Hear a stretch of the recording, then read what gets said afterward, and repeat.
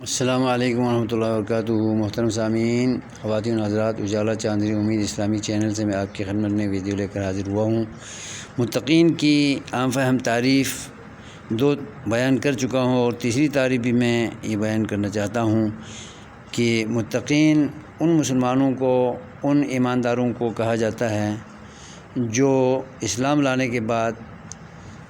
آزاد منش ہونے کے بجائے کتاب و سنت کی لڑی میں پرو کر، کتاب و سنت کی حدود میں رہ کر اللہ اور رسول کی تابعداری اور اطاعت کے امور کو بجا لانے والے ہیں تاکہ دوزخ کے عذاب سے بچ جائیں اور جنت میں داخلہ یقینی ہو جائے اور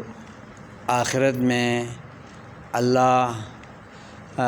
کی رضا، رحمت، مغفرت حاصل کرنے والے نیک بخت بن جائیں اور انہیں اللہ تبارک و تعالیٰ اپنی ہر قسم کی رحمت سے مالا مال فرمائے، پہلے گناہوں کی بخشش کرے اور اپنی رحمت ان پر نازل فرمائے اور پھر دوزخ سے آزادی بھی انہیں عطا کرے۔ تو آزاد منش ہونے والے لوگوں کو یہ سعادت حاصل نہیں ہوتی، بلکہ کتاب و سنت کی تابعداری میں رہ کر زندگی گزارنے والوں کو متقین کہا جاتا ہے